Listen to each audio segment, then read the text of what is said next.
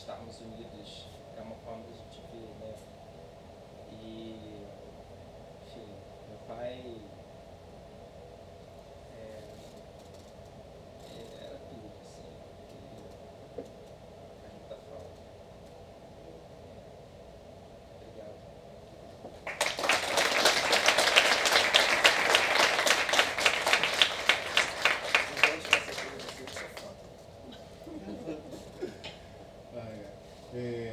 Gente, foi 2017, Sheila? Foi 2017 que a gente fez a entrevista, dezembro, né? Dezembro de 2017, eu, Márcio Caetano, inclusive estaria aqui hoje, é importante registrar, ele teve um primo dele, homossexual, assassinado na Baixada Fluminense, foi estrangulado, teve a genitália cortada, colocada na boca, uma situação de extrema crueldade, e ele não teve condições emocionais de estar aqui hoje. Inclusive depois daqui eu vou correr para ficar com ele, que ele está super mal. Ele mandou um carinho, um beijo para todo mundo. E no momento que está vivendo, né, de um governo extremamente terrível para a história dos direitos humanos, para a história da democracia brasileira, e no nível estadual e municipal a gente também vive situações extremamente absurdas em todos os campos, né, da política de cidadania em nosso estado. Então realmente a gente precisa desse momento de fruição para que a gente possa também perceber e construir energia para a gente seguir olhando para frente, porque tem hora que também a gente diz, caramba, será mesmo que a gente consegue passar por esse furacão? E aí vem o livro do João e diz, não, a gente consegue sim. Eu já consegui passar por tantos perrengues, por tantas situações de limite na vida, a gente pode mais. E a gente está muito mais organizado que em 1970. A gente tem muito mais acúmulo de que décadas anteriores. Então isso também a gente não pode perder de vista para que a gente não perca a nossa capacidade de luta e de força. Mas que realmente são momentos que a gente está vivenciando que são de extrema dor, né, e de muito que pode gerar até desesperança, mas nós não podemos perder essa luta, essa referência.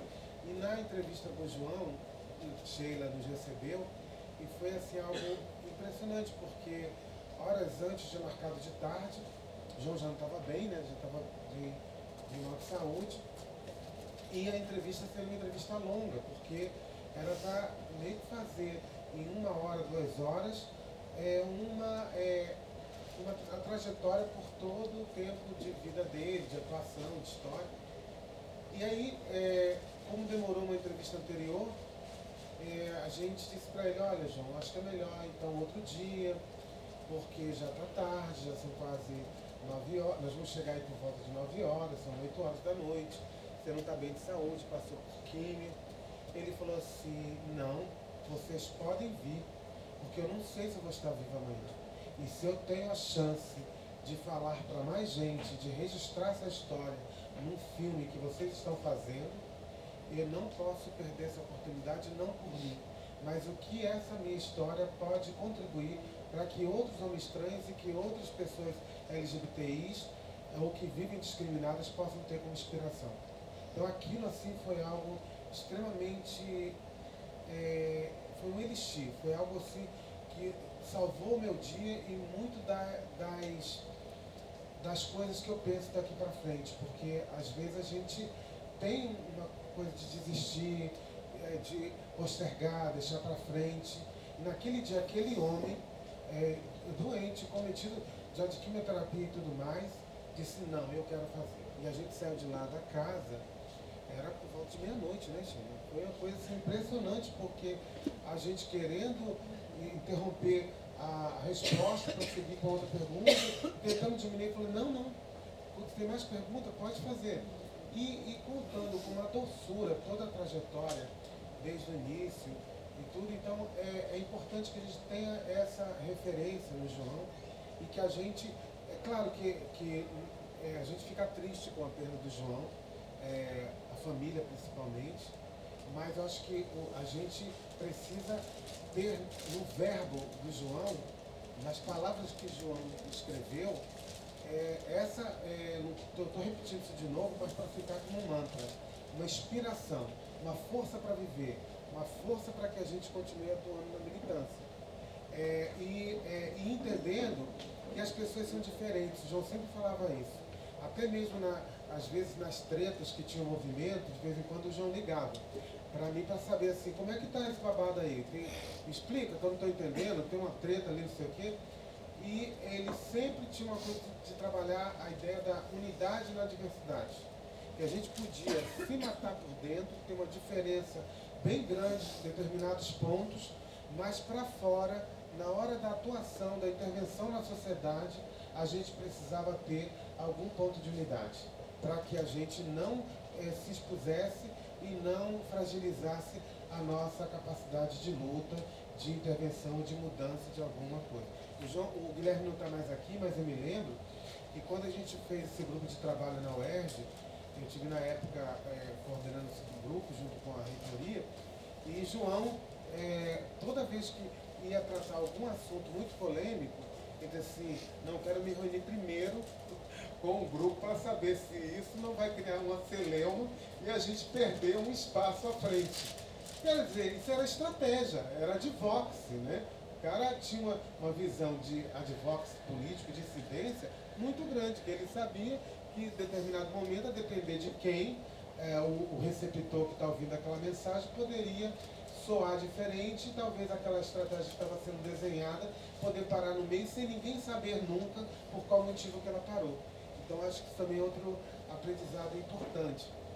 E eu queria deixar então por último com vocês, que Sheila ia ler e tudo mais, mas ela ficou também muito mexida e tudo, e eu acho que foi um texto tão lindo que merece, eu acho que ser compartilhado. Eu sei que todo mundo vai para um livro, mas eu acho que merece a gente ler aqui com vocês. E foi o texto que a Sheila coloca no livro, chamado Um Amor Extraordinário. Então é isso que a gente deixa como finalização, né? Todo ser humano tem um momento na vida em que se pergunta que legado deixará para a sua descendência e para o mundo. Desde que nos conhecemos, em 1996, o objetivo de vida de João era claro, uma luta pela liberdade de gênero. E ele transformou sua trajetória em inspiração para muitos outros trans. A decisão de se tornar uma figura pública quando lançou sua autobiografia Viagem Solitária em 2011 não foi fácil. Naquele momento era difícil saber que consequências tudo aquilo teria. Mas João não hesitou em se colocar à frente da causa e intuiu que era o momento. Apesar de ter consultado previamente um advogado, sua família tinha algum receio do que pudesse acontecer com ele. Sofrer agressões físicas, enfim, coisas perturbadoras e dolorosas. E sabíamos que aquele seria um caminho sem volta. Abre aspas, vamos usar um boné, depois um chapéu, dizia ele. E então sua marca passou a existir, um chapéu Panamá. Hoje examino o meu tempo de convivência com João e sinto gratidão por ter participado de sua história, porque foi uma história de luta que valeu a pena, que teve suas conquistas alcançando muitos avanços, sobretudo permeada por muito amor e cumplicidade. Conheci João como uma pessoa que vivia à margem, com um círculo restrito de amigos, levando uma vida discreta, tímida e obscura. Despedi-me dele em 2018 como um ídolo, uma liderança, um ícone da causa de liberdade de gênero, um comunicador. Lembro-me com perfeição do dia em que nos conhecemos. Tínhamos uma amiga em comum e estava na casa dela para fazer mosaicos. João apareceu com aquele sorriso fácil e solar. Começamos a conversar e ficamos mutuamente muito interessados pela conversa. De tudo um pouco, muita literatura. Ele adorava Dostoiévski e eu, Shakespeare e poesia, Flor Bela Espanca, Fernando Pessoa, Pablo Neruda. Foi um encontro inesperado. Passamos a nos ver assiduamente e não nos separamos mais. Acredite, foi assim mesmo. Quando eu conheci, não sabia de sua condição. Mas logo depois do nosso primeiro encontro, A amiga que tínhamos em comum me contou toda a história. Não fiquei confusa, insegura ou com medo. Não quis rejeitar ou ignorar meus sentimentos. Simplesmente aceitei e decidi mergulhar fundo. Hoje, olhando para trás, imagino que minha educação mais liberal, minha formação ligada às artes, a convivência com amigos mais revolucionários e o fato de eu, na época, já ser uma mulher madura, contribuíram para que eu não tivesse barreiras. A construção do nosso relacionamento foi natural, crescente. Na época em que começamos a namorar, meu pai já havia falecido e a primeira pessoa que soube de João na família foi minha irmã. João tinha uma maneira muito simples de se apresentar para as pessoas.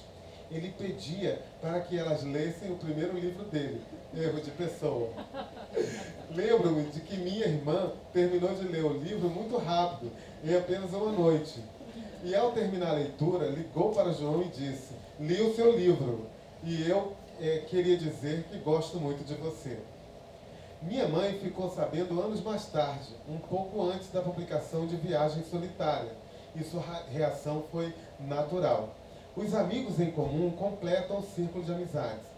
Há aqueles que não sabiam de nada até a publicação do livro. Muitos foram uma grata surpresa, abraçando com entusiasmo sua história. Passados 22 anos de convivência, poucos meses depois da perda de meu companheiro, quero deixar aqui registrado nesta nova edição de sua autobiografia que a vida de João mudou extraordinariamente depois da publicação deste livro. Um desdobramento incrível de sua força represada por tanto tempo. Foi o momento de sair das sombras, para além dos 30 anos de suas memórias. Viagem Solitária mostrou ao mundo que ser transgênero é tão normal quanto ser cisgênero. E mais, que o desejo de sermos quem realmente somos, livremente, é uma necessidade humana e não se pode negá-la a ninguém. João tinha uma facilidade incrível para se comunicar, e isso deu a ele e a outros transexuais a oportunidade de se conhecerem, de se apresentarem na mídia, irem a encontros acadêmicos e relatarem suas experiências a estudiosos e especialistas.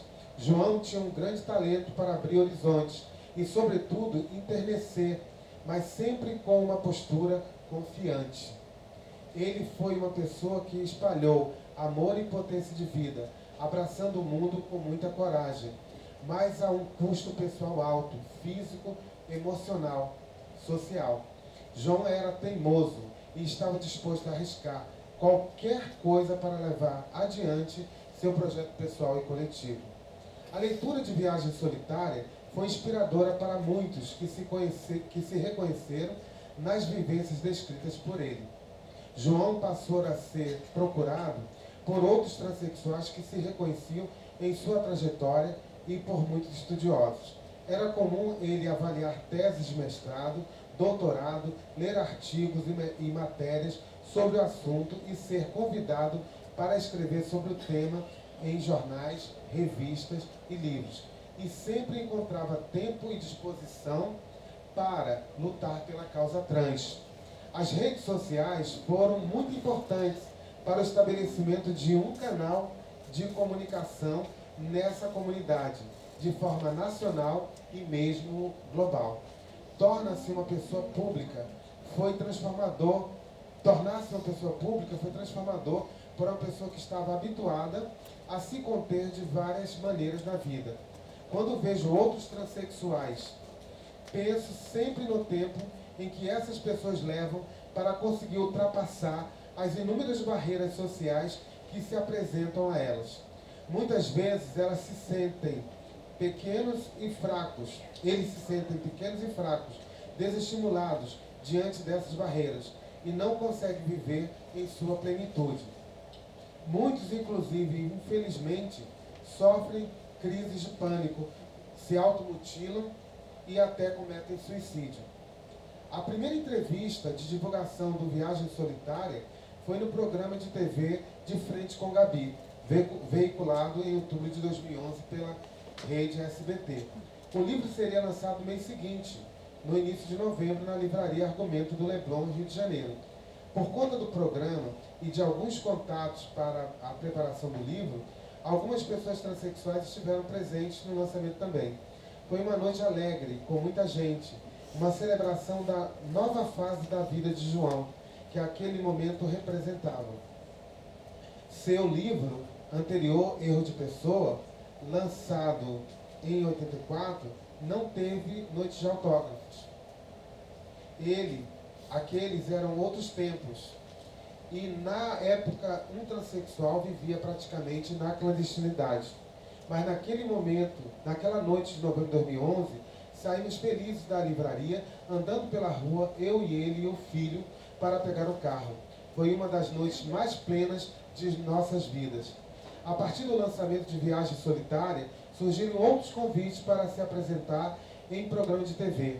E depois vieram as palestras, mesas redondas e conferências durante o ano seguinte, 2012, para falar sobre identidade de gênero, direitos da diversidade sexual, educação sexual, transexualidade, entre outros assuntos. Em 2013, a agenda de João começou a ficar lotada. Era praticamente um evento por mês, ou mais. Nesse ano também ele participou ativamente na elaboração do projeto de lei 5002/2013, Lei de Identidade de Gênero João Nery, proposto pelos deputados federais Jean Willis e Érica Cocai, que daria um impulso na discussão sobre uma legislação de proteção aos transexuais. Embora esteja arquivado no momento, este projeto certamente foi fundamental para importantes desdobramentos na área jurídica.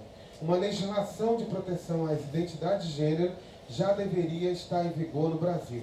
Em maio de 2012, a Argentina criou a Lei de Identidade de Gênero, que autoriza a mudança de nome e gênero sem necessidade de procedimentos cirúrgicos, hormonais ou jurídicos. Não temos uma lei como essa aqui, sem dúvida, é andar um passo para trás. O Brasil tem avançado em várias pautas dos direitos humanos, às vezes topicamente. E falta aos legisladores reconhecer esse direito com uma legislação clara e definitiva. Os eventos para o público geral e acadêmico, com discussão de gênero e sexualidades, ganharam terreno, um grande alcance junto a formadores de opinião e reconhecidos pesquisadores. João tornou-se referência nacional como ativista de direitos humanos, por isso sua atividade intensa. Mostrou-se incansável nessa tarefa de levar a discussão a qualquer lugar. Em 2018, um mês após seu falecimento, recebeu um prêmio Direitos Humanos, concedido pelo Ministério dos Direitos Humanos no Brasil, pelos relevantes serviços na promoção dos direitos humanos no Brasil. Nesse breve período de 7 anos, desde a publicação do livro Viagem Solitária até o seu falecimento, várias coisas aconteceram para mudar o conceito de transexualidade no Brasil e no mundo. A comunidade acadêmica começou a se habituar à presença de transexuais e travestis nos eventos sobre gênero e sexualidades. As universidades começaram a abrir caminho para a diversidade sexual e os obstáculos quase intransponíveis para essa população, a proibição do uso do nome com o qual a pessoa se identifica, por exemplo, começaram muito gradativamente a diminuir e quebrar resistências. Foram anos de muitos esforços para alcançar uma maior compreensão de que o gênero pode se apresentar de outras formas, além do binarismo estabelecido como padrão para a existência humana. Talvez os desdobramentos futuros do que está ocorrendo hoje nos mostrem que uma sociedade mais consciente e diversa seja nosso destino. É muito importante o esforço de cada um de nós para alcançar esse objetivo, não só no respeito ao próximo, mas ao planeta. Compreendendo que a rede que nos mantém vai muito além de alguns valores que pensamos serem absolutos. Eu posso dizer que as situações de constrangimento pelos quais João passava na vida também repercutiram em mim. Lembro-me particularmente do episódio de mal entendidos e grosseria causados pela condição transexual dele. O risco sempre presente era da possibilidade de causar mal-estares jurídicos e legais. Testemunhei também sua angústia a não poder ser quem ele realmente era e se expressar da maneira que queria. João teve de viver nas sombras,